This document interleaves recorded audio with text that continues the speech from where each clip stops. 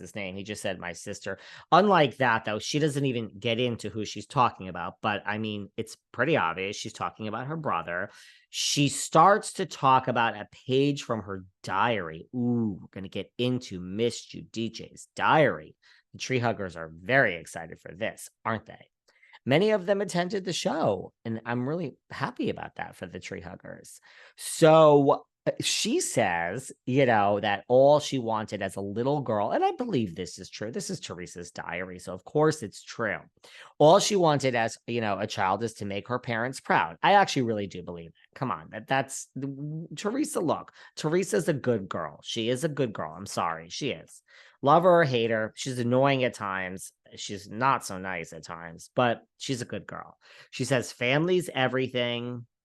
And when she was young, it was so easy. Family's everything, make your parents proud. But as an adult, not so much.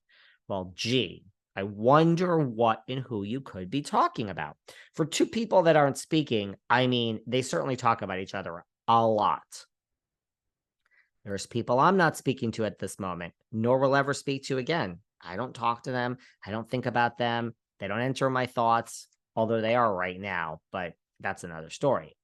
Anyway, I am digressing here, people. So she says she's at peace in her live stand-up. She's at peace. And peace is accepting that things change, no matter how difficult the truth is. Peace is just accepting the truth. So Teresa is now at peace. I do believe that. That reunion on RHONJ last season 13, where I give Melissa the win. I do. I'm sorry, TreHuggers. I think her performance was excellent. But Teresa, it really was closure. And I still believe that Melissa would speak to Teresa way before Teresa has any desire to speak to Melissa. Obviously, Melissa has kept her job without speaking to Teresa, so I don't even know if it's necessary. I still think Melissa would speak to her. I think there's a part of Messy G that just wants Teresa's approval, and I think Teresa just wants Melissa to be run over by a moving bus. I really do. So Trey is done, but she's talking about this. She says, not everyone. She's not done. Teresa's not done. We're just getting started, guys.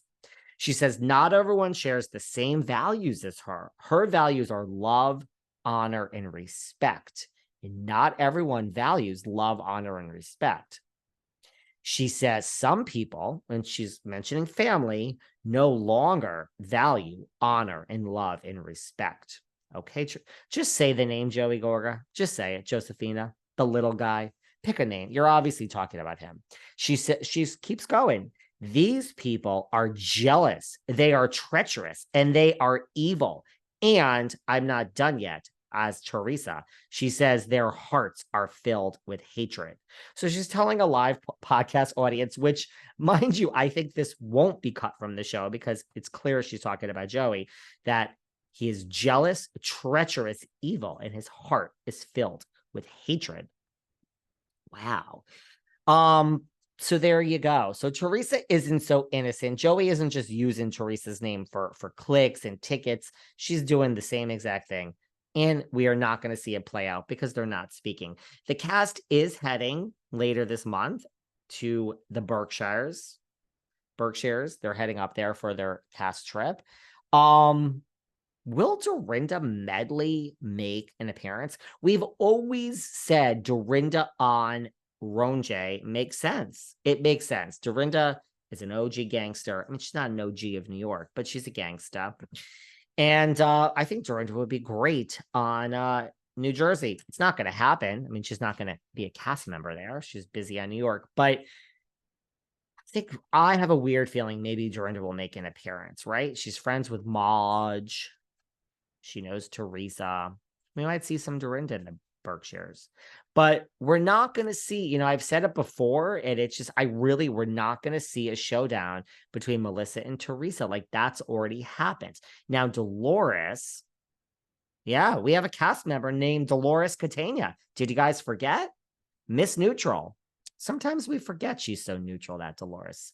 She's like asleep at the wheel. But mind you, Dolores is kind of ahead of her time because now Bravo wants you to be middle of the road. They want you not to be too out there. They don't want you to you commit crimes and speak out and racism and bots. So really well played, Miss Catania. I mean, half the people have fallen asleep on you, but lots of others are thrilled that you're this way. And Bravo is thrilled. So that's really what she cares about. She wants to keep her job, right? That's why she's loyal to Teresa to the end. Got to keep that 800K, which well played. I wouldn't give up $800,000. So we're not going to have a showdown, like I've been saying, between Melissa and Teresa. Margaret and Dolores have just spoken out and said they agree. Nobody wants to see that. Teresa has said everything she has to say at the reunion. It was her closure. We are not going to see it. This isn't going to be the finale SmackDown. The whole season's going to come and go, guys. I've said it. Now we have some cast saying it. We don't know for sure. We don't know for sure because I said Melissa Gorga was going to be fired 100%, and I was wrong. So we don't know for sure, but guess what? Pretty sure.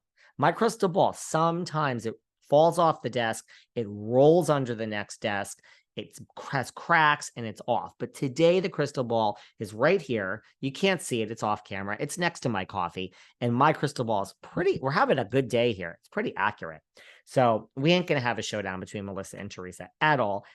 I don't know how the reunion is going to go. I think it's going to be such an interesting reunion, right? Then they're going to be sitting there. I think Teresa will be next to Andy. I think Melissa will be next to Andy. And somehow Andy is going to have to say, do you have anything to say to Teresa? And vice versa. And Teresa's going to say, now.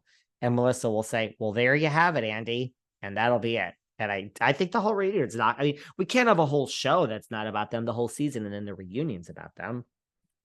I don't think we're going to see the takedown. So that's that.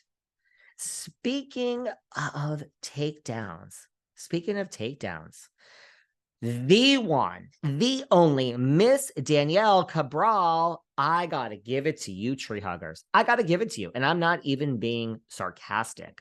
You guys ride hard for the cause. I wish my ropers, I love you ropers, I wish you rode for me as hard as the TreHuggers ride for their girl Trey. You guys loved this girl, this Danielle Cabral. She came onto the scene. You hated Rachel Fuda, hated her. She was this, she was that. She was Team Melissa. You hated the woman and you loved Cabral. Oh my gosh, Cabral is the Leah McSweeney of her last season, her first season on New Jersey. Cabral is the Leah McSweeney of New Jersey. You loved her as much as you love Leah McSweeney.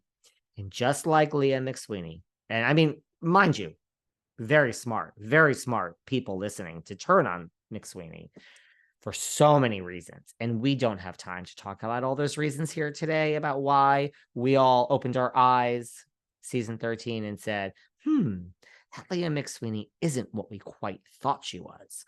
So that is what it seems to be happening with Miss Cabral. You guys have all turned. So I have to give it to you, TreHuggers. I want to give a shout out. You guys really ride hard for the cause and you don't falter. Now that Miss Cabral as apparently Team Melissa, Team Messy G, Team Marge. You guys hate Marge, apparently. Miss Marge and Miss Melissa. Now that she's over there bopping around, y'all hate her. Same girl. We haven't even seen the season to see what she could be doing. I know you're. Oh, by the way, there was just